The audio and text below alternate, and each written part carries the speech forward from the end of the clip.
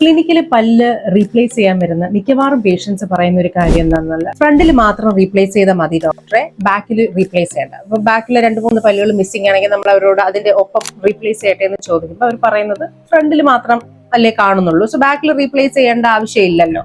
So replace ചെയ്യണമോ ഇല്ലയോ എന്നതിന്റെ ഒരു മാനദണ്ഡം കാണുന്നോ ഇല്ലയോ എന്നത് മാത്രമല്ല, അതിനകത്ത് വേറെ ഒരുപാട് കാര്യങ്ങളുണ്ട്. സോ അതിലൊന്നാണ് ബാക്കിലത്തെ പല്ലുകൾ.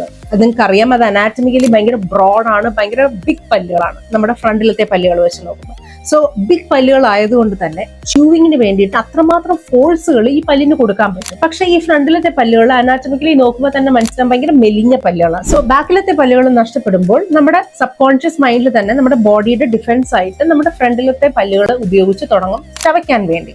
സോ ഇവ മെലിഞ്ഞിരിക്കുന്ന പല്ലുകളായതുകൊണ്ട് തന്നെ കൂടുതൽ ഫോഴ്സ് ഇവർക്ക് ഇടേണ്ടി വരും.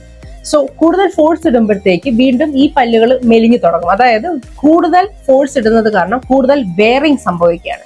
സോ കാലക്രമേണ ഈ പല്ലുകൾക്കും ആട്ടം സംഭവിക്കുകയും ഇവയും നഷ്ടപ്പെടാനുള്ള സാധ്യത കൂടുതലാണ്. ഇനി വേറൊരു കാര്യം എന്ന് പറഞ്ഞു കഴിഞ്ഞാൽ, ചവയ്ക്കുമ്പോൾ ഡെഫിനറ്റ്ലി നമുക്ക് പല്ലുകളുള്ള സ്ഥലം വെച്ച് മാത്രമാണല്ലോ നമുക്ക് ചവയ്ക്കാൻ പറ്റുന്നത്. സോ അങ്ങനെ ചവയ്ക്കുമ്പോൾ നമ്മുടെ ജോ ഷിഫ്റ്റ് ചെയ്യും. അതായത് പല്ല് എവിടെയാണോ ഉള്ളത് ആ ഭാഗം ഉപയോഗിക്കുമ്പോൾ, ഇപ്പൊ റൈറ്റ് സൈഡിലാണ് പല്ലുള്ളത്, ലെഫ്റ്റ് സൈഡിൽ പല്ലില്ല. സോ ജോ ഷിഫ്റ്റ് ചെയ്ത് റൈറ്റ് സൈഡിലേക്ക് കൂടുതൽ ഫോഴ്സ് കൊടുത്ത് നമ്മൾ ചവയ്ക്കാൻ തുടങ്ങും. അപ്പൊ എന്ത് പറ്റും? ജോ ഷിഫ്റ്റ് സംഭവിക്കും. അതേപോലെ നമുക്ക് ഇവിടെയുള്ള എല്ല്, അതായത് ടെമ്പറോമാൻഡിബുലാർ ഒരു ജോയിന്റ് ഉണ്ട്, ഈ ജോയിന്റിനും കാലക്രമേണ ആവുമ്പോൾ വേദനയും ബുദ്ധിമുട്ടുകളും വന്നു തുടങ്ങും. സോ ഇതെല്ലാം കാരണം കൊണ്ട് എന്താണ് അപ്പോൾ നെറ്റ് റിസൾട്ട് ആയിട്ട് സംഭവിക്കുന്നത്? ഈ മുഖം ബാക്കിലത്തെ പല്ല് നഷ്ടപ്പെടുമ്പോൾ കുറച്ചും കൂടെ മെലിഞ്ഞ് കവിളൊട്ടി കുറച്ചും കൂടെ നീണ്ട ഒരു പ്രായമുള്ള ഒരു മുഖമായി മാറാനാണ് സാധ്യത.